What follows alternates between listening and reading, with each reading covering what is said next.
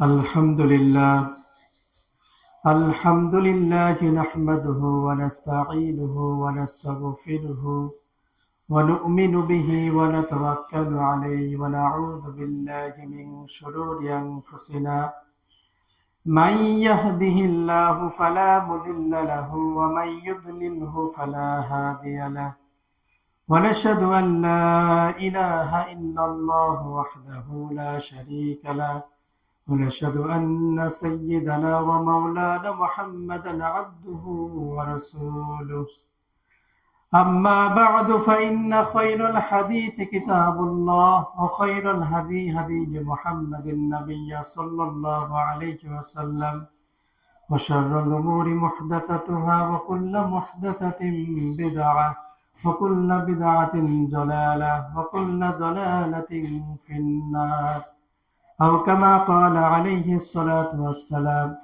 لا يرحم الله من لا يرحم الناس وقال تعالى في كلامه المجيد والفرقانه الحميد أعوذ بالله من الشيطان الرجيم بسم الله الرحمن الرحيم ولنبلونكم بشيء من الخوف والجوع ونقص من الأموال والأنفس والثمرات وبشر الصابرين الذين إذا أصابتهم مصيبة قالوا إنا لله وإنا إليه راجعون بسم الله الرحمن الرحيم ظهر الفساد في البر والبحر بما كسبت أيدي الناس ليذيقهم بعد الذي عملوا لعلهم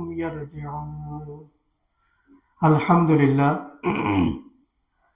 আল্লাহ রব্বুল আলামিনের লাখ কোটি শুকরিয়া যে মহান রব্বুল আলামিন দীর্ঘ একটি সপ্তাহ পরে আবার সালাতুল জুমা আমার আপনার ভাগ্যে নসিব করে তো তকদিরে আল্লাহ রব্বুল আলামিন রেখেছেন।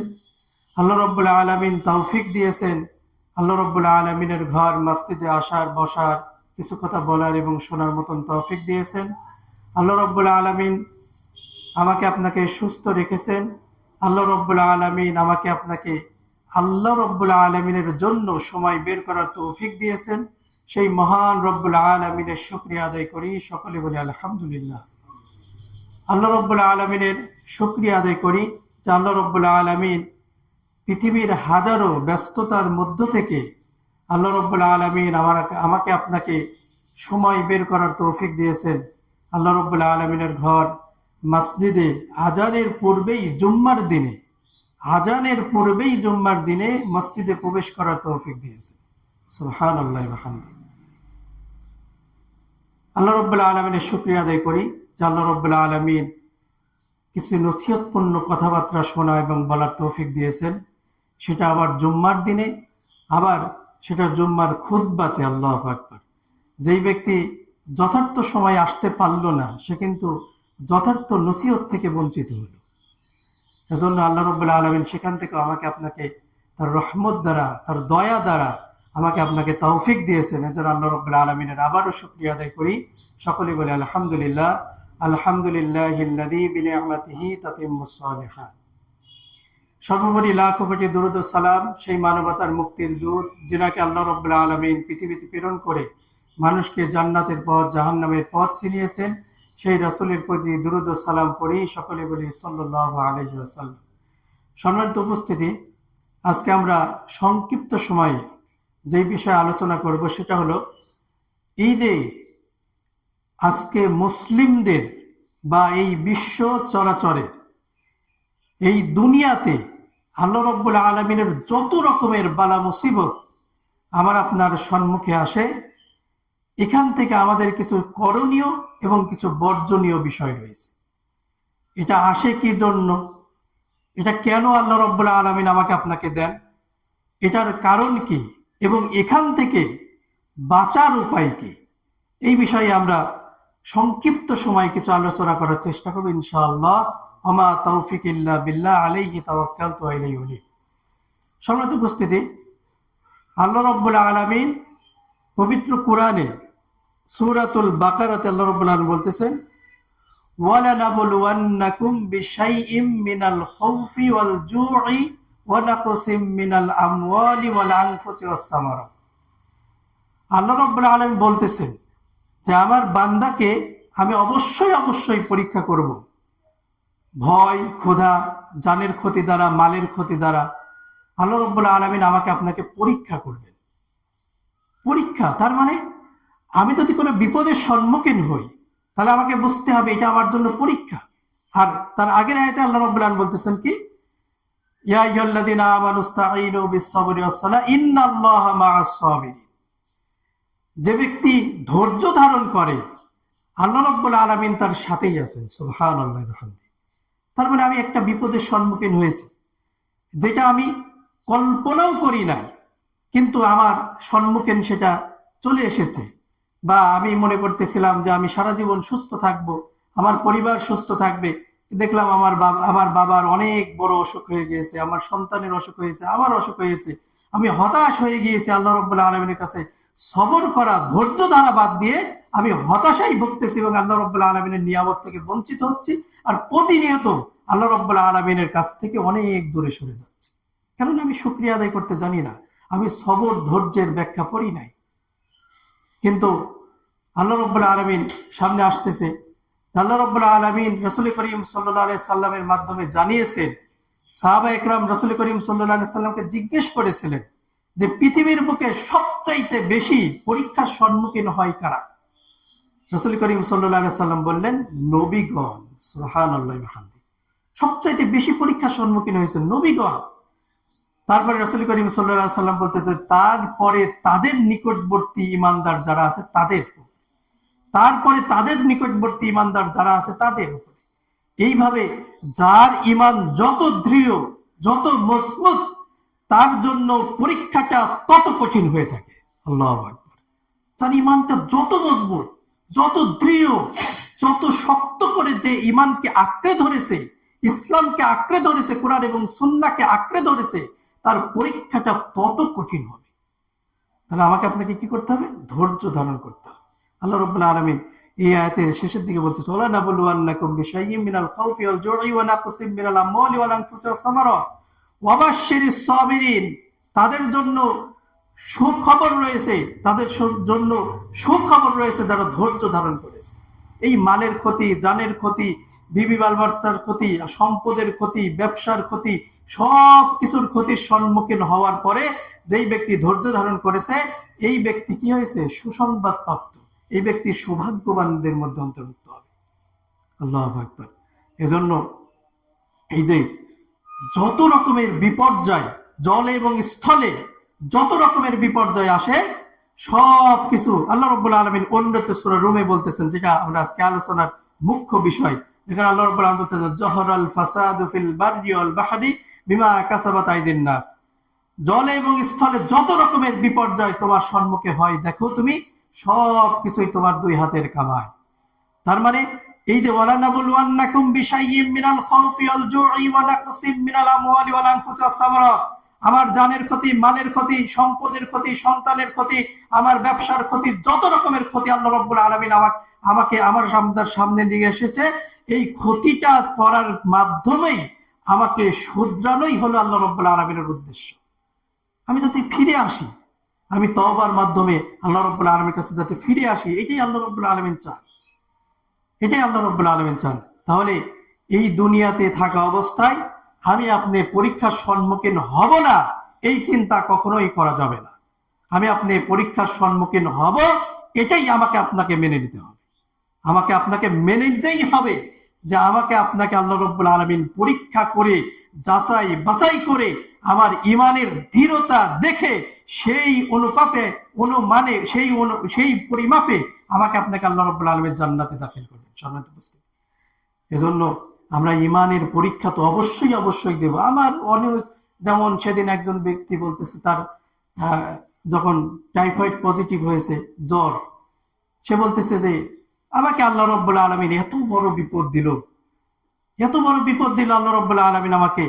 তা আমি তাকে বললাম যে আপনার চাইতে এর চাইতে বড় বিপদে আরো মানুষ তো রয়েছে, সেখান থেকে তাদের দিকে তাকিয়ে আপনি তো নিজে শুকরিয়া আদায় করতে পারেন যে আল্লাহ রাব্বুল আলামিন আপনাকে ছোট বিপদের মাধ্যমে উদ্ধার করতেছে। আল্লাহু আকবার। আমাকে আমি যখন বিপদের সম্মুখীন হই, তখন আমি যদি অন্যের বড় বিপদটাকে যদি আমার সামনে আনি, তাহলে আমার বিপদটাকে একেবারে তুচ্ছ মনে হবে, একেবারে নগণ্য মনে হবে, মনে হবে যে এটা বিপদই নয়। আজকে দেখেন, আমার একটু রোগ শোক আসার কারণে আমি হতাশ হচ্ছি, কিন্তু যারা গাজা ফিলিস্তিনে ভাইরা যারা ওখানে রয়েছে, তাদের অবস্থা একটু চিন্তা করে দেখেন। আল্লাহু আকবার। তাদের জীবন নিয়ে, তাদের বাড়ি নিয়ে, তাদের ঘর বাড়ি নিয়ে, তাদের সন্তান সন্ততি নিয়ে, তাদের আহলে বায়াতদের নিয়ে, সবাইকে নিয়ে তারা চিন্তিত রয়েছে। সেখান থেকে আল্লাহ রাব্বুল আলামিন আমাকে আপনাকে তো হেফাজত করেছে। এখন দেখেন, তাহলে আমাকে আপনাকে শুদ্ধ হতে হবে, পরিশুদ্ধ হতে হবে। আমার আপনার দিলটাকে যদি পরিশুদ্ধ করতে পারি, তওবা করতে পারি, আমার পাপ থেকে যদি আমি নিজেকে ফিরাইতে পারি, তাহলে আল্লাহ রাব্বুল আলামিন আমাকে আপনাকে এই যে দুনিয়াতে যত রকমের বিপর্যয় আছে, সেসব বিপর্যয় থেকে আল্লাহ রাব্বুল আলামিন আমাকে আপনাকে হেফাজত করবেন। আল্লাহ রাব্বুল আলামিনের ওয়াদা রয়েছে। যেটা বললাম, সূরা রুমে আল্লাহ রাব্বুল আলামিন বলতেছেন, জাহারাল ফাসাদু ফিল বাররি ওয়াল বাহরি বিমা কাসাবাত আইদিন নাস। জল এবং স্থলে যত রকমের বিপর্যয় আমি আপনি দেখি, সব কিছুই আমার আপনার দুই হাতের কামাই। আল্লাহ রাব্বুল আলামিন বলতেছেন, লিউযীকুহুম বা'দাল্লাযী আমিলু লাআল্লাহুম ইয়ারজিউন। আল্লাহ রাব্বুল আলামিন বলতেছেন, এই এই এই বিপর্যয়গুলো তোমাদেরকে দেওয়ার উদ্দেশ্যই হলো, আল্লাহ রাব্বুল আলামিন এই বিপর্যয়গুলো তোমাদের সামনে উপস্থাপন করার উদ্দেশ্যই হলো তোমাদের সংশোধন করা। আল্লাহু আকবার।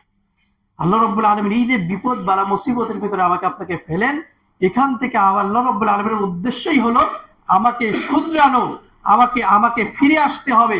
আমার দ্বারা পাপ হয়ে গেছে, আমার দ্বারা অনেক খারাপ কাজ হয়ে গেছে, সেখান থেকে নিজেকে ফিরাই আনা, যে চিন্তা করা যে আল্লাহ রাব্বুল আলামিন এই যে বিপদ বালা মুসিবতের মধ্যে ফেলে রেখেছেন, এই অবস্থাতে আমি পাপাচার অবস্থায় রয়েছি, এই পাপের অবস্থায় যদি আমার মৃত্যু এসে যায়, আমার যদি মালাকুল মাউত এসে সামনে হাজির হয়ে যায়, আমার যদি জানটা কবজ হয়ে যায়, আমার যদি বারজাখী জীবন শুরু হয়ে যায়, তাহলে আমার উপায় কি হবে? সম্মানিত উপস্থিতি, আমার উপায় কি হবে?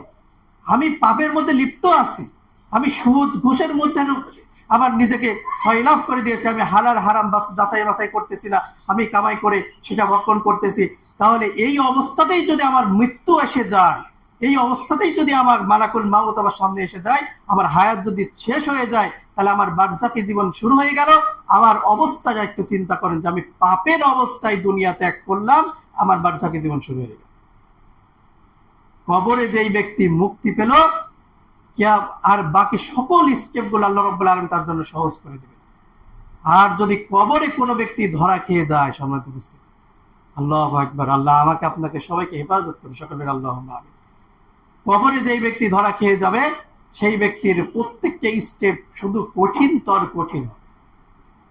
তাহলে এই জন্য রাসূল করিম সাল্লাল্লাহু আলাইহি ওয়াসাল্লাম দোয়া শিখিয়েছে সালাতের মধ্যে, আল্লাহুম্মা ইন্না আউযু বিকা মিন আযাবিল কবর ওয়া ফিতনাতিল কবর, মিন আযাবি নারি জাহান্নাম, ওয়া মিন ফিতনাতি মাহইয়ায়া ওয়া মামাতি, ওয়া মিন ফিতনাতি মাসীহিদ দাজ্জাল। সাহাবায়ে কেরাম বলতেছেন, রাসূল করিম সাল্লাল্লাহু আলাইহি ওয়াসাল্লাম সূরা ফাতিহা যেমন করে মুখস্থ করিয়েছেন আমাদেরকে, ঠিক অনুরূপ ভাবে এই দোয়াটাকে মুখস্থ করিয়েছেন। তাহলে আমাকে আপনাকে পড়তে হবে। আমার কবরের ফিতনা থেকে আমাকে বাঁচার জন্য পড়তে হবে, মৃত্যুর ফিতনা থেকে আমাকে বাঁচার জন্য পড়তে হবে। জীবিত এবং মৃত অবস্থায় যত ফিতনা রয়েছে, সকল ফিতনা থেকে আমাকে বাঁচতে হবে, এবং পাশাপাশি আমাকে দাজ্জালের ফিতনা থেকে আমাকে বাঁচতে হবে। যদি না বাঁচতে পারি, তাহলে কাল কিয়ামতের ময়দানে আমার আপনার অবস্থা কি হবে চিন্তা করে। এই জন্য আল্লাহ রাব্বুল আলামিন এই যে জলে এবং স্থলে যত বিপর্যয় দেখি, সবগুলোই আমার আপনার দুই হাতের কামাই। দুই হাত দিয়ে আমি আপনি সেটাকে অর্জন করেছি। এর আগে বলেছিলাম, যেমন মুহাসাবার আলোচনা করতে গিয়ে বলা হয় ইয়া আইয়ুহাল্লাযীনা আমানুত্তাকুল্লাহা ওয়াল তানজুর নাফসুম মা কদ্দামাত লিগাদ। দুনিয়াতে যাই আমল করি না কেন, সেই আমল সঞ্চয় হিসাবে আগামী দিনের জন্য আমি প্রেরণ করি, কাল কিয়ামতের ময়দানে সেটা আমাকে দেখানো হবে। তাহলে আমি দুনিয়াতে পাপ করেছি, সেটাও কাল কিয়ামতের ময়দানে আমাকে দেখানো হবে, নেকি করেছি, সেটাও কাল কিয়ামতের ময়দানে আমাকে আপনাকে দেখানো হবে। আর এই যে দুনিয়াতে যেটা আমি অর্জন করতেছি, কামাই করতেছি, সেটাই তো কাল কিয়ামতের ময়দানে আমার আপনার আমল নামাতে লেখা থাকবে। তাহলে সেটাই যদি আমার আপনার আমল নামাতে লেখা থাকে, সম্মানিত উপস্থিতি, এই দুনিয়াতে বড় বড় বিপর্যয় এবং বড় বড় বালা মুসিবতের মধ্যে যে আমরা পড়ি, সেটাও কিন্তু আমার আপনার দুই হাতের কামাই। আমি আপনি দুই হাতে পাপাচারের কারণে আল্লাহ রাব্বুল আলামিন সেটা দিয়ে আমাকে সংশোধন করতে চান, শুধরাতে চান। কিন্তু আমি যদি দাম্ভিকতার সাথে বুক ফুলিয়ে আরো দাম্ভিকতার সাথে আমি যদি চিন্তা করি যে না, আমি আমার পাপের মধ্যেই থাকবো, আমি চুরি ডাকাতির মধ্যেই থাকবো, আমি সুদ ঘুষ জেনার মধ্যেই থাকবো, অশ্লীলতার সাথেই থাকবো, তবু আমি এখান থেকে হটবো না, আল্লাহ রাব্বুল আলামিনের গজব যদি পরিপূর্ণভাবে দুনিয়াতে চলে আসে, সম্মানিত উপস্থিতি, ভালোটাও, খারাপটা যেমন মরবে, ভালোটাও কিন্তু তার সাথে চলে যাবে। তার মানে কি করতে হবে? উপদেশ, আদেশ, নসিহতের মাধ্যমে আমার অধীনস্থ যারা রয়েছে তাদেরকে ফিরানোর চেষ্টা করতে হবে। এটাও কিন্তু এই গজব আসার জন্য একটা কারণ, আমরা সামনে আলোচনাতে পাবো। তাহলে দেখেন, মানুষ স্বভাবগত, মানুষের নেচার হলো, মানুষের স্বভাবটাই হলো এরকম যে সে ফাসাদ প্রবণ, অর্থাৎ মানুষের নেচার, মানুষের প্রবৃত্তিটাই চায় সে পাপাচারে লিপ্ত থাক, সে ফাসাদ সৃষ্টি করুক, সে বিভিন্ন রকম ফিতনা ফাসাদের সাথে জড়িত হোক। এটা তার মানুষের প্রবৃত্তি চায়, মানুষের প্রবৃত্তি চায়। এর জন্য দুইটা বাধা রয়েছে। তার এক নম্বর বাধা হলো নৈতিক এবং ধর্মীয় শিক্ষা। এক নম্বর বাধা। তার মানে মানুষও যখন ফাসাদ প্রবণ, মানুষকে ফাসাদ থেকে, মানুষকে পাপের থেকে, মানুষকে বিভিন্ন রকম জিনা থেকে, বেহায়াপনা থেকে, ব্যভিচার থেকে, অশ্লীলতা থেকে, এই পাপের থেকে যদি ফিরাইতে চাই, সেই ফিরানোর ক্ষেত্রে মানুষের সর্বপ্রথম যেটা দরকার সেটা হলো নৈতিক এবং ধর্মীয় শিক্ষা। এটা একটা চাপ। এটাকে চাপ বলতে এমন যে, যেমন ক্লাসরুমে একটা ছাত্র যদি পড়াশোনা করে, শিক্ষক যদি তাকে ওই পড়ার জন্য প্রেশার ক্রেডিট করে, অর্থাৎ চাপ দেয়, বলে যে কালকে যদি তোমার ওই পড়াশোনা না হয় তাহলে তোমার জন্য এই শাস্তি ধার্য রয়েছে, দেখবেন যে ওই ছাত্র কালকে অবশ্যই পড়া করে আসবে। এই যে ফাসাদ থেকে, এই পাপ থেকে বাঁচার জন্য যেই চাপ, যেই প্রেশার, আল্লাহ রাব্বুল আলামিন যেটা বলতেছেন, এই প্রেশারটা হলো, এই পাপ থেকে বাঁচার উপায় হলো, তার প্রথম উপায় হলো সেটা হলো নৈতিক এবং ধর্মীয় শিক্ষা। যদি কোনো ব্যক্তির ভেতরে থাকে, সে নিজের থেকেই, এটা অভ্যন্তরীণ ব্যাপার, অর্থাৎ ভিতরের ব্যাপার, সে নিজের থেকে আল্লাহকে ভয় করবে এবং জেনা থেকে, ব্যভিচার থেকে, পাপ থেকে, অশ্লীলতা থেকে, সকল রকমের পাপাচার থেকে নিজেকে বিরত রাখবে। নৈতিক এবং ধর্মীয় শিক্ষা সর্বপ্রথম দরকার। আজকে আমার আপনার সমাজে বিসিএস ক্যাডার হয়, আরো বড় বড় শিক্ষিত মানুষ হয়, কিন্তু তারা নৈতিক এবং ধর্মীয় শিক্ষার অভাবে তারা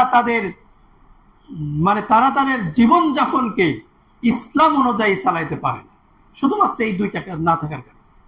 তাহলে নৈতিক এবং ধর্মীয় শিক্ষা সর্বপ্রথম আমার আপনার পাপ থেকে বাঁচার উপায়। যদি আপনি নৈতিক এবং ধর্মীয় শিক্ষা অর্জন করতে পারি, তাহলে আমার ভিতরে তাকওয়ার জন্ম হবে,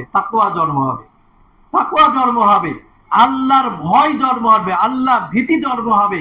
যখন আমার আপনার ভিতরে আল্লাহ ভীতি জন্ম হবে, তখন আমার দ্বারা অশ্লীলতা হবে না, আমার দ্বারা জেনা হবে না, আমার দ্বারা ব্যভিচার হবে না, আমার দ্বারা ধর্ষণ হবে না, রাহাজানি হবে না, আমার দ্বারা চুরি ডাকাতি, আমার দ্বারা জেনা, কোন রকমের পাপাচারে আমি আর কোন সময় লিপ্ত হতে পারবো। আর দ্বিতীয় নম্বর প্রেশার হলো এই পাপের থেকে বাঁচার জন্য, সেটা হলো সামাজিক অথবা রাষ্ট্রীয় চাপ। এটারও ব্যাপক দরকার রয়েছে। যদি একটা মানুষকে যথার্থ অপরাধের কারণে যথার্থ শাস্তি প্রদান করা হয়, তাহলে 100 মানুষ ঠিক হয়ে যাবে, কিন্তু করা হচ্ছে না। করা না হওয়ার কারণে এই যে জলে এবং স্থলে যে বিপর্যয়গুলো আমার আপনার মাঝে আসে, আমার আপনার সামনে আসে, এটা আমাদের দুই হাতের কামাই, এটাই আল্লাহ রাব্বুল আলামিন বলতেছে। তাহলে আমি আপনি পাপ করে জীবনটাকে কুলসিত করে ফেলেছি, আমি আপনি পাপ করে জীবনটাকে শেষ করে ফেলেছি। আমার আপনার সন্তান, আমার আপনার ভাই, আমার আপনার প্রতিবেশী, আমার আপনার গ্রামবাসী, আমার আপনার দেশবাসী, আমার আপনার অধীনস্থ যারা রয়েছে, তারা এমন পাপের কাজে, অশ্লীলতার কাজে, বেহায়াপনার সাথে জড়িত যে তাদের কারণেই আজকে আল্লাহ রাব্বুল আলামিন এই পৃথিবীতে গজব নাযিল করে। দেখলেন না আল্লাহ রাব্বুল আলামিনের সেই কম্পনের মাধ্যমে কত বড় ক্ষতির সম্মুখীন সেসব দেশগুলো হয়ে গেল। আল্লাহ রাব্বুল আলামিন আমাদেরকে শিক্ষা দিতে চান, আমাদেরকে শিখাইতে চান যে তোমাকে এই যে জল এবং স্থলে যে পরিমাণ বিপর্যয় তুমি দেখো, এটা তোমার দুই হাতের কামাই। অর্থাৎ এর দুইটা উপায়, একটা হলো তোমাকে আমি ধ্বংস করে ফেলবো, যদি ধ্বংস করে ফেলে ওই অবস্থা দেই, তাহলে সম্মানিত উপস্থিতি আমার আপনার অবস্থা কি হবে একটু চিন্তা করেন। আর দ্বিতীয় নম্বর, যেই ব্যক্তি তওবা করার সুযোগ পেয়েছে তারপরেও সে তওবা করলো না, শুধরালো না, ফিরে আসলো না, তাহলে এর মতন হতভাগা আর কে হতে পারে?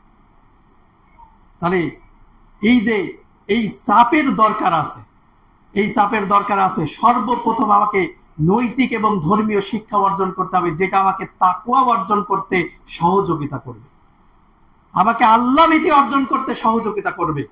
আল্লাহ ভীতি অর্জনের মাধ্যমে আমি পাপ থেকে বিরত থাকতে পারবো। আর দ্বিতীয় নম্বর, সামাজিক অথবা রাষ্ট্রীয় চাপ, অর্থাৎ যেই মানুষের পাপকে, যেই মানুষের অপরাধটা প্রমাণ হয়ে গেল তারপরেও তাকে যথার্থ শাস্তি দেওয়া হলো না, তাহলে অন্যান্য মানুষ কখনোই ভয় পাবে না। যদি তাকে যথার্থ শাস্তি দেওয়া হতো তাহলে অবশ্যই অবশ্যই আরো 100 জন চোর ঠিক হয়ে যেত, 100 জন জেনাকারী ঠিক হয়ে যেত। কিন্তু শাস্তি না দেওয়ার কারণে আজকে কি হচ্ছে, ওই একই রকম অপরাধ ওই একই ব্যক্তির দ্বারা বারবার হয়, একই রকম অপরাধ একই ব্যক্তির দ্বারা বারবার হয়।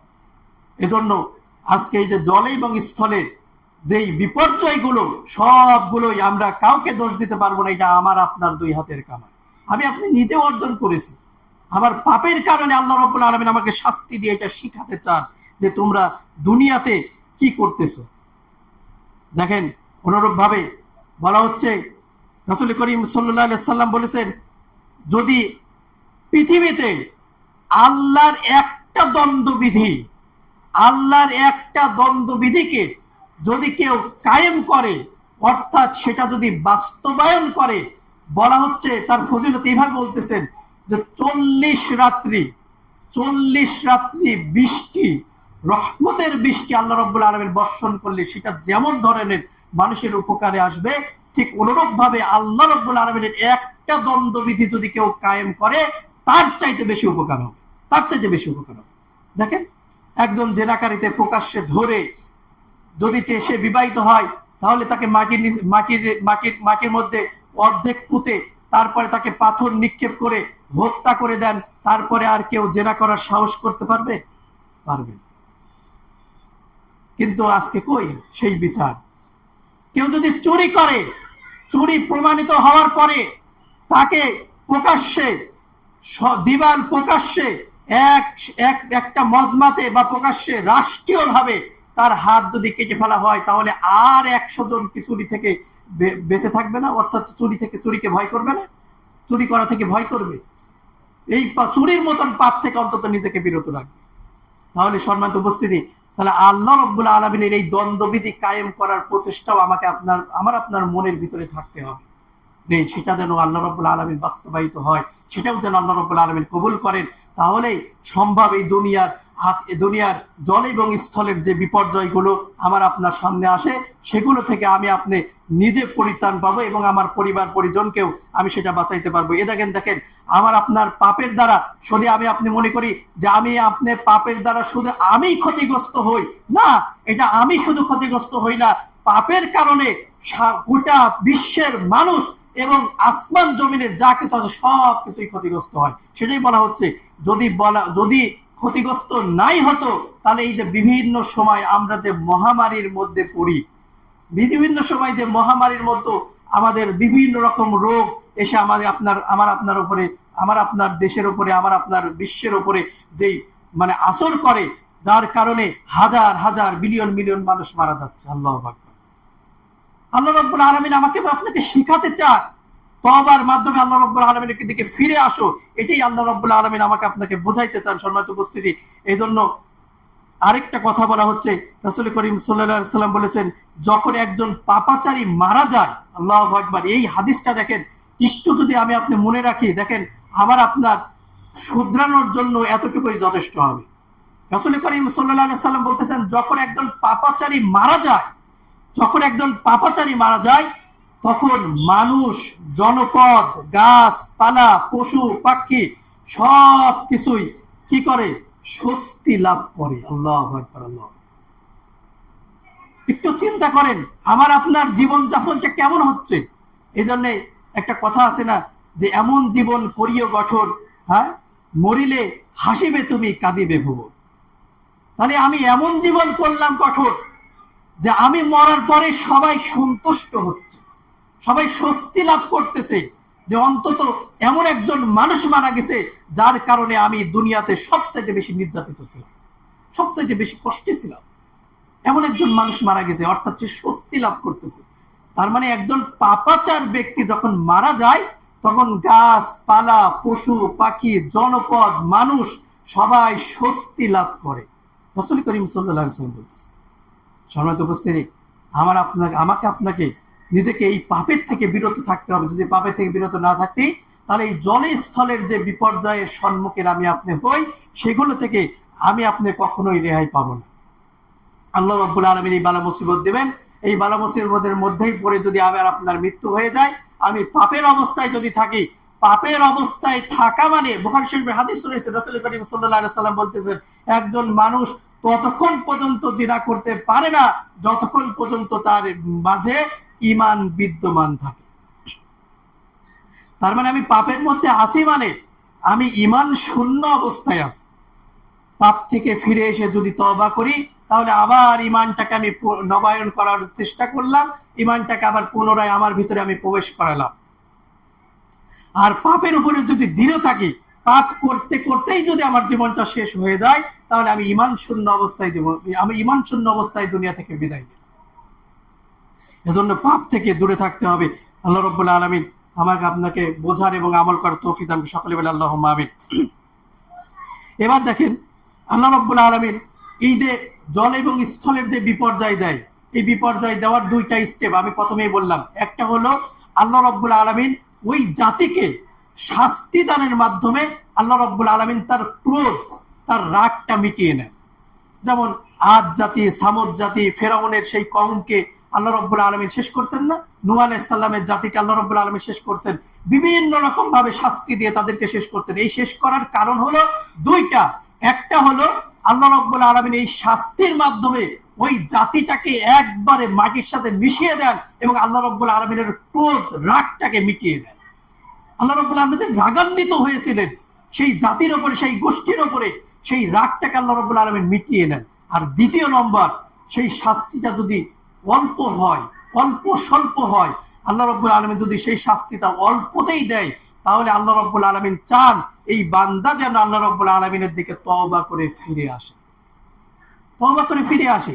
তাহলে আমার একটু রোগ হয়েছে, আমি একটু অসুস্থ হয়েছি, আমার পরিবারের একজনের বড় অসুখ হয়েছে, পৃথিবীতে অন্যান্য বিপর্যয় শুরু হয়েছে, পৃথিবীতে অন্যান্য বিপর্যয় হচ্ছে, সেখান থেকে আমাকে শিক্ষা গ্রহণ করে আমাকে তওবার মাধ্যমে আল্লাহর কাছে ফিরে আসতে হবে। সম্মানিত উপস্থিতি, এটাই হলো একজন প্রকৃত বুদ্ধিমান মুমিনের কাজ, প্রকৃত বুদ্ধিমান ইমানদারের কাজ, প্রকৃত বুদ্ধিমান একজন মুসলিমের কাজ হলো যখন আমি বিপদের সম্মুখীন হয়েছি ধৈর্য ধারণ করব এবং আল্লাহর দিকেই নিজেকে সুপর্দ করব, আল্লাহর দিকে ফিরে আসবো, আল্লাহর দিকে ফিরে আসব।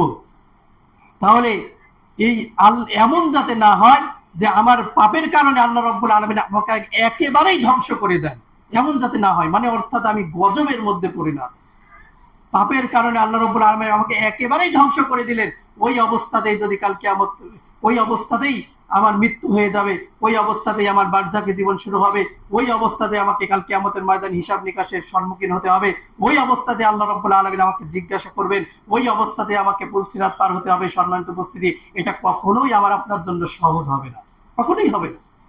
তাহলে ওই কঠিন উপায়ে আসার পূর্বেই নিজেকে শুধরানোর চেষ্টা করবো ইনশাআল্লাহ। আল্লাহ রাব্বুল আলামিন আমাদেরকে বোঝার এবং আমল করার তৌফিক দান। সকলে বলি আল্লাহুম্মা আমিন। এখানে আরেকটা জিনিস আল্লাহ রাব্বুল আলামিন এই আযাব পাঠিয়ে মানুষকে হুঁশিয়ার করা হয়, মানুষকে হুঁশিয়ার করা হয়। যেটা বললাম, ছোট ছোট বিপদ আপদ বালা মুসিবত আমার আপনার জীবনে আসলে এখান থেকে আমাকে আপনাকে হুঁশিয়ার হতে হবে, সতর্ক হতে হবে, আল্লাহ তওবা করে আল্লাহ রাব্বুল আলামিনের কাছে ফিরে আসতে হবে। এটাই আল্লাহ রাব্বুল আলামিন চান। যদি ওই পাপের মধ্যে আমার জীবনটাকে শেষ করে দেই, তাহলে আল্লাহ রাব্বুল আলামিন ওই অবস্থাতেই যদি আমার আপনার মালাকুল মাউত চলে আসে, তাহলে কাল কিয়ামতের ময়দানে আমার আপনার অবস্থা কি হবে? আল্লাহু আকবার। এজন্য আল্লাহ রাব্বুল আলামিন আমাদেরকে বোঝার এবং আমল করতে তৌফিক দান। সকলে আল্লাহুম্মা আমিন। এবার গজব নাজিলের কিছু কারণ, কয়েকটা কথা বলে শেষ করব। গজব নাজিলের কিছু কারণ, সর্বপ্রথম কারণ হলো শিরিক এবং কুফর। গজব নাজিলের প্রথম কারণই হলো শিরিক এবং কুফর। আর শিরিক আর কুফরের কথা বলার তো কোনো অপেক্ষাই নাই। মানুষের এখন মানে রং মানে প্রত্যেক পরতে পরতে মানুষের প্রত্যেক কাজে কাজে এখন শিরিক এবং কুফর মিশ্রিত হয়ে রয়েছে। আজকে দেখেন, যদি এতটুকু এইভাবেই বলা যায়, যে ব্যক্তি সালাত আদায় করে না সেই ব্যক্তিও তো শিরিক করে, যে ব্যক্তি সালাত আদায় করে না সেই ব্যক্তি কুফরি করে। মান তারাকা সালাতাহু ফাকাদ কাফারা ওয়া আশরাক, যে ব্যক্তি সালাতকে তরক করলো সে শিরিক করলো। আল্লাহু আকবার।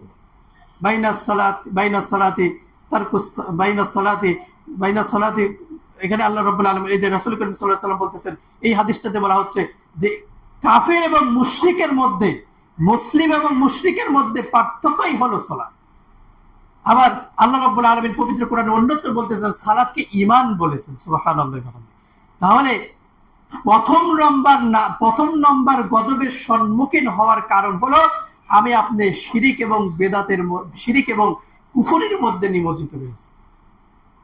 এটাই তো আমাদের এক শায়েখ বলছিল যে, যে ঈমান তোমাকে ঘরের থেকে বের করে মসজিদ পর্যন্ত আনতে পারে না, সেই ঈমান তোমাকে জিহাদের ময়দানে কেমনে করে উপকার করবে? তোমার ওই ঈমান দ্বারা তুমি সালাত আদায় করতে পারো না, ওই ঈমান দ্বারা তুমি ফজরের সালাত মিস করো, ওই ঈমান দ্বারা তুমি জোহরের সালাত মিস করো, ওই ঈমান দ্বারা তুমি জোহরের সালাত মিস করো, ওই ঈমান দ্বারা তুমি সুদ খাও, ঘুষ খাও, ওই ঈমান দ্বারা তুমি হারাম টাকা উপার্জন করো, ওই ঈমান দ্বারা তোমার হারাম টাকা দিয়ে তোমার শরীর গঠিত হয়েছে। তাহলে তুমি ওই শরীর দিয়ে, ওই মন মানসিকতা দিয়ে, ওই ঈমান দিয়ে তুমি জিহাদ করে কি করবে? এটাই বলেছিল। এখান থেকে শিক্ষা আছে কিন্তু। আল্লাহু আকবার। কিন্তু দেখেন, যেমন বেদাতকারীকে কাল কিয়ামতের ময়দানে রাসূল করিম সাল্লাল্লাহু আলাইহি সাল্লাম দূর দূর করে তাড়িয়ে দেবেন, শিরিককারীকে আল্লাহ রাব্বুল আলামিন যেমন মাফ করবেন না, সালাতের বিষয়ে কিন্তু হাদিসটা কিন্তু আমাদের সকলেরই জানা। আল্লাহ রাব্বুল আলামিন কাল কিয়ামতের ময়দানে সর্বপ্রথম জিজ্ঞেস করবেন, আউয়াল মা ইউহাসাবু বিহিল আবদু ইয়াউমাল কিয়ামাতিস সালাত। সালাতের হিসাব সর্বপ্রথম নেওয়া হবে। ফাইন সালাহাত সালাহা সাইরু আমালি, যদি সালাতের হিসাব সঠিক হয় তার সকল আমল সঠিক বলে গণ্য হবে। ফাইন সালাত সালাহা সাইরু আমালি ফাইন ফাসাদাত ফাসাদা সাইরু আমালি, যদি সালাতটা বেঠিক হয়, সালাতের আমল যদি যথার্থভাবে তার আমল নামাতে না থাকে, সম্মানিত উপস্থিতি, তার জিহাদ, তার দান, তার সাদাকা, তার যত রকমের ইবাদত রয়েছে সকল ইবাদতগুলো বাতিল হিসাবে গণ্য হবে। তাহলে আমার সালাত নেই, আমি জিহাদ করে কি করব? আমার সালাত নেই, আমি ফজরের সালাতে উঠতে পারি না আমার ঈমান দিয়ে। আমার ঈমান দিয়ে ফজরের সালাতে উঠলে ফজরের সালাত আমার ঈমান আমাকে মসজিদ পর্যন্ত নিতে পারে না। এজন্য নিজের দৃঢ়তা, ঈমানের দৃঢ়তা তৈরি করতে হবে। তাহলে গজব নাজিলের সর্বপ্রথম কারণ হলো কুফর এবং শিরিক, অর্থাৎ কুফর এবং শিরিক থেকে আমাকে বিরত থাকতে হবে। সম্মানিত উপস্থিতি, গজব নাজিলের দ্বিতীয় নম্বর কারণ হলো বেদাত করা, বেদাত সৃষ্টি করা, বেদাত নিজে করা এবং বেদাতের নবায়ন করে বেদাতটাকে আবার তৈরি করে মানুষের ভিতরে ছড়াই দেওয়া। এটা হলো গজবের দ্বিতীয় নম্বর কারণ। এটা যেটা প্রত্যেক খুতবাতেই খতিব সাহেব বলেন, কিন্তু কতটুকু ব্যাখ্যা করে বলেন আল্লাহ ভালো জানে, আল্লাহু আলাম। খতিব নিজেই বলেন, বলার পরে আবার নিজেই তিনি বেদাতের মধ্যে শামিল হয়ে যান, বেদাতি করে। বললাম না, আল্লাহ রাব্বুল আলামিন এই যে বেদাত সম্পর্কে আমরা বলতেছি, আম্মা বা'দ ফাইন্না খায়রুল হাদিসি কিতাবুল্লাহ ওয়া খায়রুল হাদি হাদি মুহাম্মাদিন নাবিয়্যা সাল্লাল্লাহু আলাইহি সাল্লাম। হ্যাঁ, বলতেছি তো, বিদআতিন দালালা ওয়া কুল্লু দালালাতিন ফিন্নার বলা হচ্ছে, প্রত্যেকটা দিন বলা হয়। তারপরেও বেদাতকে আমি আপনার জীবন থেকে ত্যাগ করতে পারতেছি না, বেদাত থেকে আমি আপনার দূরে সরাইতে পারতেছি না। আমার আপনার বেদাতটাকেই ভালো লাগে, সুন্নাহটাকে ভালো লাগে না। বেদাতটাকেই মধুর মতো লাগে, বেদাতটাকেই আপন মনে হয়, বেদাতটাকেই ইবাদত মনে হয়, সুন্নাহটাকে ইবাদত মনে হয় না। সুন্নাহটাকে মনে হয় যে এটা কোনো ইবাদত না। কিন্তু দুনিয়া, জল এবং স্থলের যত বিপর্যয় আসে, এই বিপর্যয় যে আমার আপনার দুই হাতের কামাই, তারও কিছু কারণের মধ্যে রয়েছে বেদাত সৃষ্টি করা এবং বেদাত করা। এটা যদি আমি আপনি করি, তাহলে জল এবং স্থলের যত বিপর্যয় আল্লাহ রাব্বুল আলামিন যে বালা মুসিবত গুলো আপনাকে দেন, সেখান থেকে সম্মানিত উপস্থিতি আমি আপনি নিজেকে বাঁচাইতে পারবো না। এই জন্য আমাকে আপনাকে এই বেদাত থেকে অবশ্যই অবশ্যই মুক্ত থাকতে হবে। আল্লাহ রাব্বুল আলামিন বোঝার এবং আমাকে তৌফিক দান সকল বের আল্লাহুম্মা আমিন। এরপর রয়েছে ফাসেক রাষ্ট্রনেতা। ফাসেক রাষ্ট্রনেতা, এটা বোঝানোর মতন আর কিছু নেই। দেখেন আজকে সে নিজে মুখে সকল ধরনের সকল ভাবে সে নিজেকে স্বীকৃত দিচ্ছে যে আমি একজন মুসলিম, আমি একজন সালাত কায়েমকারী, আমি একজন জাকাত আদায়কারী, আমি একজন সিয়াম পালনকারী, আমি একজন হজ আদায়কারী, কিন্তু ইসলামের দ্বন্দ্ববিধি একটাও কায়েম করতে আজ পর্যন্ত পারল না। কিন্তু আমি আগেই বললাম, রাসূল করিম সাল্লাল্লাহু আলাইহি ওয়াসাল্লাম বলতে জানি একটা দ্বন্দ্ববিধি যদি কেউ দুনিয়াতে কায়েম করে তাহলে 40 রাত্রির রহমতের বৃষ্টি হওয়ার সমপরিমাণ তার চাইতে বেশি উপকৃত হবে মানুষ। কিন্তু দ্বন্দ্ববিধি তো কায়েম হয় নাই। তাহলে ফাসেক রাষ্ট্রনেতা দিয়ে আমার আপনার কাজ হয় না। এই ফাসেক রাষ্ট্রনেতা যখন আপনি মনোনীত করি, তাদেরকে যখন বানাই, তাদের দ্বারা আল্লাহ রাব্বুল আলামিন এই দুনিয়াতে গজব নাজিল করে, গজব দেন, আমাকে আপনাকে শাস্তি দেন।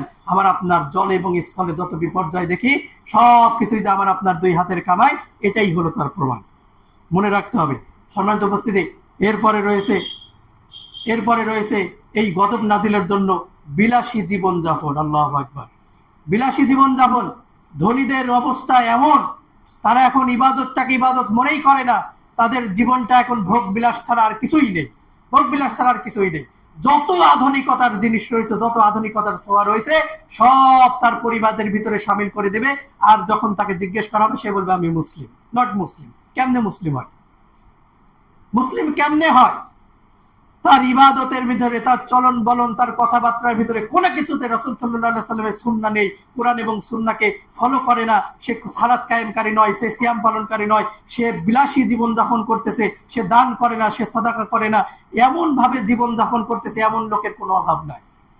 যার দুয়ার থেকে তার এমন অ্যাবিলিটি আছে, সক্ষমতা আছে, যে একজন মানুষকে স্বয়ং সম্পূর্ণ করে তাকে দান করতে পারে, কিন্তু তার দুয়ার থেকে সেই ব্যক্তি খালি হাতে ফিরে যায়, খালি হাতে ফিরে যায়। সে তার সকল ধরনের সক্ষমতা থাকার পরেও তার দুয়ার থেকে একজন হাত পাতে, সেই হাত খালি হাতে ফিরে যায়। এইরকম বিলাসী জীবনযাপন যারা করে, তাদের জন্য এই দুনিয়াতে গজব আসে। সম্মানিত উপস্থিতি, জলে স্থলের যত বিপর্যয় সব আমার আপনার দুই হাতের কামাই, এটা মনে রাখতে হবে। এরপরে রয়েছে শাসকের বিরুদ্ধে বিদ্রোহ করা। এই বিষয়টা সম্পর্কে আরো একটু আলোচনা রয়েছে, সেটা অন্য একদিন আলোচনা করবো ইনশাআল্লাহ। এরপরে রয়েছে সুদি কারবারের সাথে জড়িত থাকার কারণেও আল্লাহ রাব্বুল আলামিন এই দুনিয়াতে গজব নাজিল করেন। আজকে সুদকে ত্যাগ করার উপায় নাই বললেই নাই, নাই বললেই নাই। ওই যদি কাউকে জিজ্ঞেস করা হয় যে আপনি সুদের পরে কেন টাকা নিয়েছেন, সে বলবে তাহলে আপনি দেন।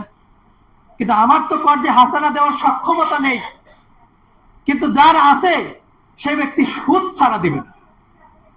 কিন্তু সুদের কারণেই জলে এবং স্থলের যত বিপর্যয় সব আমার আপনার দুই হাতের কামাই, এটাই বোঝাইতে চাচ্ছি। তাহলে সুদের কারণে চক্রবৃদ্ধি হারে সুদ খাবেন, চক্রবৃদ্ধি হারে মানুষকে একবারে কাপড় চোপড় খুলে শেষ উলঙ্গ করে ফেলবেন। টাকা পয়সা নিতে নিতে এমন অবস্থা হয়ে যায় গরিব মানুষের যে তার বাড়িঘর ফেলে দিয়ে পলাইতে হয়, অথবা সুসাইড করে আত্মহত্যা করতে হয়, তাকে আত্মহত্যা করতে হয়। এমন পর্যায়ে এই সুদি কারবার চলে যায়। তারপরেও আপনি নিজেকে ইমানদার, নিজেকে মুসলিম, নিজেকে একজন মমিন হিসাবে আমি দাবি করি। চিন্তা করি যে আমি একজন মুসলিম, আমি একজন মমিন, আমি সালাত কায়েমকারী, আমি সিয়াম পালন করি, আমি হজ আদায় করেছি, আমি জাকাত দেই, আমি সাদাকা করি, সব কিছু চিন্তা করতেছি, কিন্তু সুদি কারবার থেকে আমি নিজেকে বাঁচাইতে পারি নাই। সম্মানিত উপস্থিতি, জলে এবং স্থলে যত বিপর্যয়, এই যে আমার আপনার দুই হাতের কামাই, এই হলো অবস্থা। এজন্য আমাকে আপনাকে বাঁচতে হবে। এবং অন্যায় বিচার ব্যবস্থার কথা তো বলার নাই। যে ব্যক্তি গরিব তাকে মেরে শেষ করে ফেলো, আর যে ধনী তাকে ছেড়ে দাও। তার যদি 1000 অপরাধ থাকে তাকে ছেড়ে দাও, তার মাপ। কিন্তু যে ব্যক্তি গরিব, তার অপরাধ নেই, তাকে মেরে ফেলো, ইচ্ছা মতো মারো, তাকে গণধোলাই দাও, অথবা বিচার সালিশ বসিয়ে তাকে মেরে ফেলো। ব্যাপারটা এমন হয়ে গেছে। আজকে সোশ্যাল মিডিয়াতে বা অন্যান্য মাধ্যমে আমরা যেই খবরগুলো খুব সহজেই পাই, সেখানে তো এমন প্রমাণ রয়েছে যেগুলোতে একজন নিরীহ মানুষকে একেবারে নির্যাতন করে শেষ করে ফেলতেছে। সেই দিন আমাদের ওখানে একজন আসছিল, শুধুমাত্র সেফ টাকার কারণে, যৌতুক না দেওয়ার কারণে তার স্ত্রীকে মেরে এমন অবস্থা করেছে এমন অবস্থা করেছে, মানে অবস্থা বর্ণনা করার মতো। মানুষ কেমন হতে পারে? আল্লাহ রাব্বুল আলামিন বলতেছে জহরাল ফাসাদু ফিল বাররি ওয়াল বাহরি বিমা কাসাবাত আইদিন নাস। জলে এবং স্থলে যত বিপর্যয় রয়েছে, যত বালা মুসিবত, যত গজব আছে, সব কিছু তোমাদেরই দুই হাতের কামাই, আমাদের দুই হাতের কামাই। আমরা দুই হাত দিয়ে অর্জন করেছি, সেটাই আল্লাহ রাব্বুল আলামিন আমাদেরকে পুঙ্খানুপুঙ্খানুভাবে সেটা আল্লাহ রাব্বুল আলামিন আমাকে আপনাকে দুনিয়াতে দেন, আখিরাতেও আল্লাহ রাব্বুল আলামিন দেবেন। এই জন্য সম্মানিত উপস্থিতি, আরেকটা ব্যাপার রয়েছে, সেটা হলো ন্যায় কাজের আদেশ করা, সৎ কাজের আদেশ করা, অসৎ কাজ থেকে মানুষকে ফেরানো। এটাও কিন্তু গজব নাজিলের একটা ব্যাপার। আজকে তো সৎ কথা বলার উপায় নেই, সৎ কথা বলতে গেলে অনেক ভয়। আর অসৎ কথা, অসৎ কাজের সাথে সহযোগিতা করা, অসৎ কাজে নিজেকে সামিল করে দেওয়া, এতে আর কোনো ভয় নেই, এতে ভয় নেই। প্রচুর সাহস তখন জোগানো হয়, প্রচুর সাহস দেয় মানুষ যে তুমি এই কাজ করো, তোমার সাথে আমি আছি। কিন্তু সৎ কাজের দিকে যদি আসো, তখন যদি বলা হয় যে এবার আমাকে সাহস দাও, তখন বলবে আমি আপনার পাশে পাশে নাই, আমি আপনার পেছনে নাই, আমি আপনার দিকে দেখতে পারবো না। তাহলে এটাও গজবের একটা কারণ। জলে এবং স্থলে যত বিপর্যয়, সেটার এটাও একটা কারণ যে সৎ কাজের আদেশ করে না, অসৎ কাজ থেকে মানুষকে ফিরাই না। অর্থাৎ আমি আমার সক্ষমতা থাকার পরেও আমি মানুষকে ফিরাইতেছি না। সম্মানিত উপস্থিতি, আমার ছেলে পাপ করতেছে, আমার ছেলেকে আমি ফিরাইতেছি না, আমার সক্ষমতা আছে। আমার সন্তান, আমার স্ত্রী, তারা এই পাপের মধ্যে জড়িত, তাদেরকে আমি ফিরাইতেছি না। তার মানে কি? তার মানে আমার সক্ষমতা থাকার পরে আমি সেটাকে অবহেলা করতেছি। আমি আমার স্ত্রীকে, আমি আমার সন্তানকে, আমি আমার মেয়েকে পর্দাতে রাখতে পারি, সেই সক্ষমতা আমাকে আল্লাহ রাব্বুল আলামিন দিয়েছে। তারপরে আমি তাদেরকে ছেড়ে দিয়েছি, তোমরা তোমাদের মতো ঘোরো, আর আমি আমার মতো ঘুরি, আমি আমার মতো সালাত আদায় করি, সিয়াম পালন করি, হজ করি। কিন্তু আমি যে দায়ুস হয়ে রয়েছি, রাসূল করিম সাল্লাল্লাহু আলাইহি ওয়াসাল্লাম বলতেছে দায়ুসের জন্য জান্নাত হারাম। সেই ব্যক্তি হাজী সাহেব হোক আর যে ব্যক্তি হোক, সেই ব্যক্তি যদি দায়ুস হয়, তার অধীনস্থ যে মা বোন রয়েছে, তাদেরকে যদি বেপর্দা, অশ্লীলতা, বেহায়াপনার সুযোগ করে দেয়, এই ব্যক্তির জন্য জান্নাত হারাম। অথচ সে মনে করতেছে আমি মুসলিম, আমি একজন ইমানদার, আমি একজন যাকাত আদায়কারী, আমি একজন সিয়াম পালনকারী, আমি একজন হজ আদায়কারী। জল এবং স্থলের যত বিপর্যয়, আমার আপনার দুই হাতের কামাই। সম্মানিত উপস্থিতি, মনে রাখতে হবে। আল্লাহ রাব্বুল আলামিন বোঝার এবং আমল করার তৌফিক দান সকল বলে আল্লাহুম্মা আমিন। এরপর রয়েছে আত্মীয়তার সম্পর্ক ছিন্ন করা। যদি কোনো ব্যক্তি আত্মীয়তার সম্পর্ক ছিন্ন করে, এটাও গজব নাজিলের একটা কারণ। আত্মীয়তার সম্পর্ককে আল্লাহ রাব্বুল আলামিন যখন বলা হয় হাদিসের ভাষাতে, এটা যে আত্মীয়তার সম্পর্ককে আল্লাহ রাব্বুল আলামিন তৈরি করে তারপরে বলা হলো যে তোমার দাবি কি, তোমার দাবি কি, তুমি কি চাও। এই রহেম আল্লাহ রাব্বুল আলামিন, এই আত্মীয়তার সম্পর্ক আল্লাহ রাব্বুল আলামিনের সামনে দাঁড়িয়ে গিয়ে বললেন, যে ব্যক্তি আমাকে রক্ষা করলো, যে ব্যক্তি আমাকে রক্ষা করলো, সে যেন আল্লাহ রাব্বুল আলামিনের সাথে সম্পর্ক রাখে।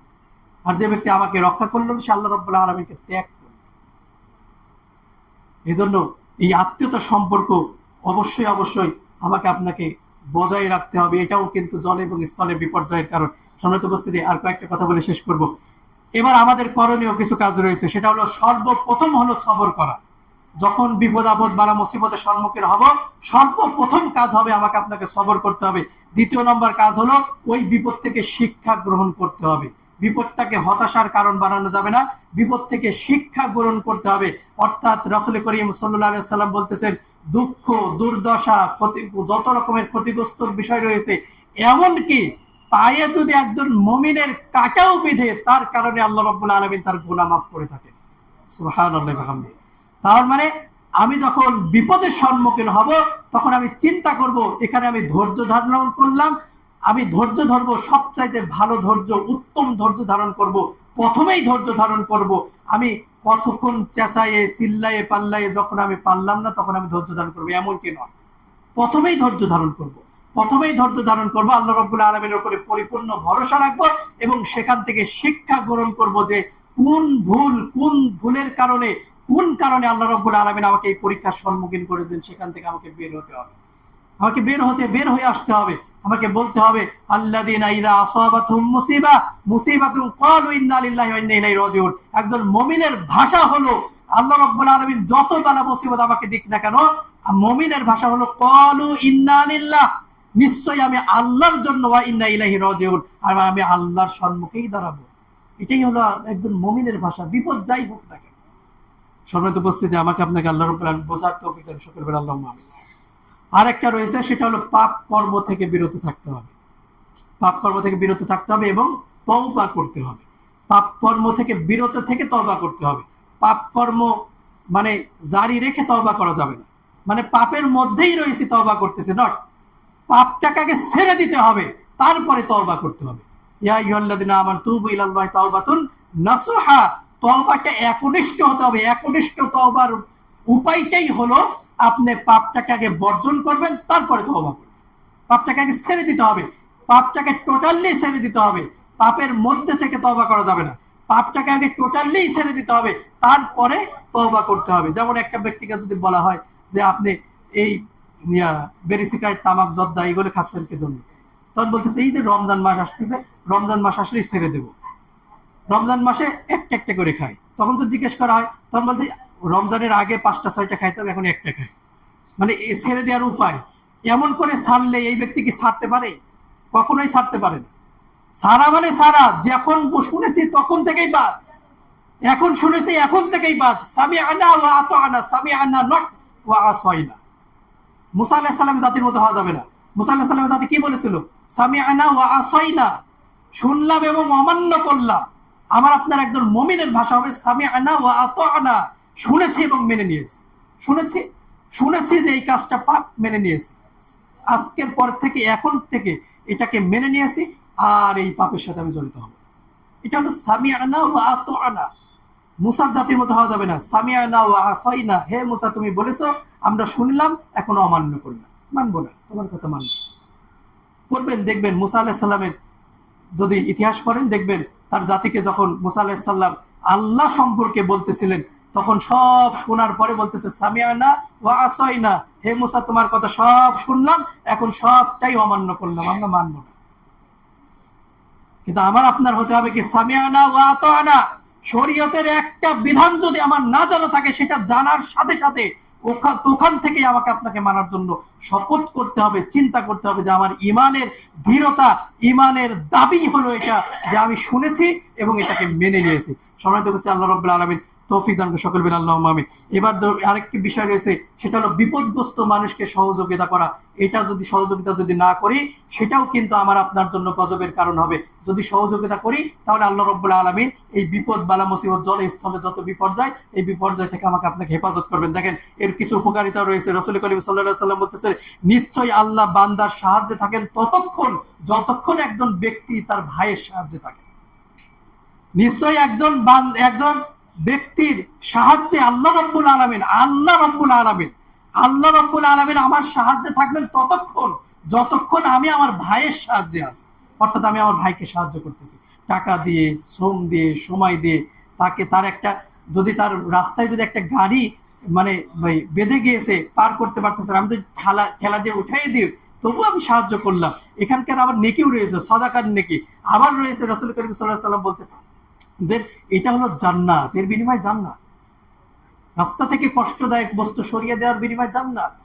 একজন অসহায় মানুষকে সাদাকা, অর্থাৎ একটা গাড়ি ফেলে দিয়ে আপনি উঠাই দিলেন, আপনি যে সাদাকা করলেন, এর বিনিময় জান্নাত। আল্লাহু আকবার। এজন্য বলতেছেন যে রাসূল, আল্লাহ রাব্বুল আলামিন বলতেছেন, আল্লাহ রাব্বুল আলামিন ওই বান্দার সাথে কল্যাণের সাথে ততক্ষণ পর্যন্ত থাকে যতক্ষণ ও তার ভাইয়ের কল্যাণে থাকে। অর্থাৎ আমাকে আপনাকে ভাইয়ের কল্যাণে থাকতে হবে। যারা আপনার আশপাশের যারা মজলুম রয়েছে, অসহায় রয়েছে, তাদেরকে সাহায্য সহযোগিতা তো করবই, এবং সামর্থ্য থাকলে এই যে গাজাবাসী ফিলিস্তিনদেরকে সাহায্য এবং ত্রাণ পাঠানোর যে বিভিন্ন মাধ্যম আমাদের আহলে হাদিস আন্দোলনের যুব সংঘ এবং আহলে হাদিস আন্দোলন যে করতেছে, তাদেরকে সহযোগিতা করেও আমি সেখানে 500 টাকা, 50 টাকা, 10 টাকা হলেও সেখানে দিয়ে আমার 10 টাকার দ্বারা গাজার একজন ভাই একটা খাবারের ব্যবস্থা হবে, তার একটু না একটু কোনো উপকারের কাজে লাগবে। এইভাবে আমি আপনি চিন্তা করবো। আল্লাহ রাব্বুল আলামিন বোঝার এবং আমার করা তৌফিক দেন সকল বলেন আল্লাহুম্মা আমিন। এরপর দেখেন রাসূল করিম সাল্লাল্লাহু আলাইহি ওয়াসাল্লাম বলেছেন, তিনি বলেন আল্লাহ ওই ব্যক্তির উপরে রহম করেন না, যেটা বলেছিলাম লা ইয়ারহামুল্লাহ মান লা ইয়ারহামুন নাস, ওই ব্যক্তির উপরে রহম করেন না যে ব্যক্তি তার বান্দার উপরে, যে তার ভাইয়ের উপরে রহম করেন, মানুষের উপর রহম করেন।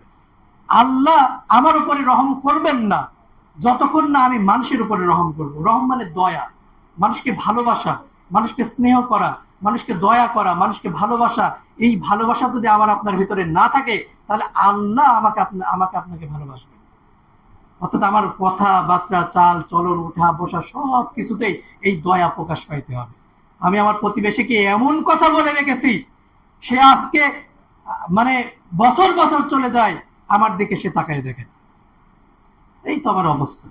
এই জন্য সম্মানিত উপস্থিতি, আমাকে আপনাকে একটু শুধরানোর চেষ্টা করতে হবে। কারণ এই শুধরানোটা নিজের, এই আত্মশুদ্ধিটা নিজের জন্যই। দুনিয়াতে আমরা ইবাদত করি এটাও নিজের জন্যই। কারণ আমি সালাত আদায় করলে আমার বইয়ের কিছু হবে না, আমি সালাত আদায় করলে আমার স্ত্রীর কোনো উপকারে আসবে না, আমি সালাত আদায় করলে আমার সন্তানের কোনো উপকারে আসবে না। অর্থাৎ এই ইবাদতটা আমি যা করি না কেন, এগুলো সব কিছু আমার আমল নামাতেই থাকবে। অর্থাৎ হতাশ হওয়ার কিছু নেই। তার মানে আমি যদি একটা ভালো কাজ করি সেটাও যেমন আমার আমল নামায় থাকবে, আমি পাপের কাজটা করলে ওটাও আমাকেই বহন করতে হবে। পাপটাকে যেমন আমি বহন করব, আমি ইবাদতের নেকিটাকেও আমি বহন করব। অর্থাৎ পাপটা না বহন করে নেকিটাই যাতে বহন করতে পারে, আল্লাহ রাব্বুল আলামিন সেই তৌফিক দান করবেন, আল্লাহুম্মা আমিন। রাসূল করিম সাল্লাল্লাহু আলাইহি ওয়াসাল্লাম তিনি আরো বলেন, যে ব্যক্তি তার ভাইয়ের একটি বিপদ দূর করে, আল্লাহ রাব্বুল আলামিন কিয়ামতের দিন তার একটা বিপদ দূর করে দিবেন। আল্লাহু আকবার। দুনিয়াতে আপনি একটা ভাইয়ের একটা বিপদ দূর করে দিলেন, কিয়ামতের দিন সেই বিভীষিকাময় সবচাইতে কঠিন এবং ভয়াবহ সেই ময়দানে আল্লাহ রাব্বুল আলামিন আপনার একটা বিপদ দূর করে দিবেন। আল্লাহু আকবার। আল্লাহ যদি স্বয়ং আমার আপনার যদি একটা বিপদ দূর করে দেয়, সেই বিপদটা কি হতে পারে? সেই বিপদটা কি হতে পারে? আমাকে জাহান্নাম হবে যাবে, আল্লাহ রাব্বুল আলামিন জাহান্নাম থেকে বাঁচিয়ে জান্নাত দিবেন। এটাই তো বিপদ থেকে। দুই কিয়ামতের ময়দানে বিপদ কি বলতে আর কি বোঝায়? আর কোন বিপদ আছে? কিয়ামতের ময়দানে বিপদ বলতেই তো এটা।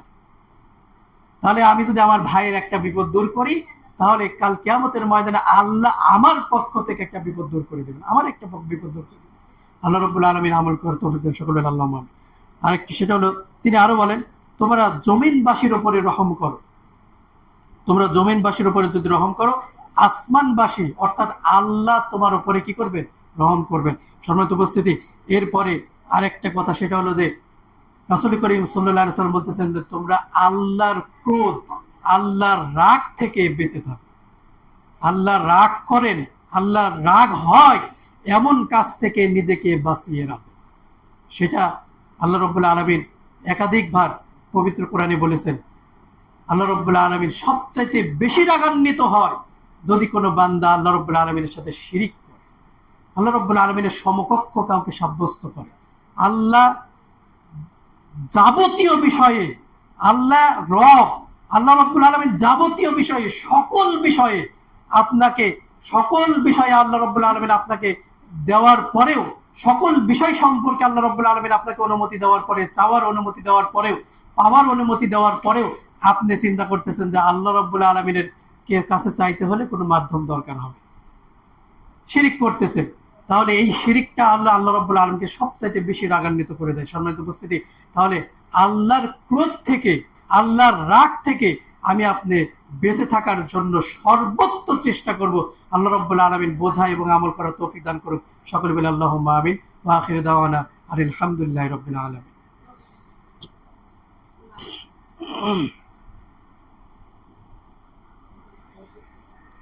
আলহামদুলিল্লাহি রাব্বিল আলামিন, ওয়াসসালাতু ওয়াসসালামু আলা রাসূলিল কারীম, আম্মা বা'দ।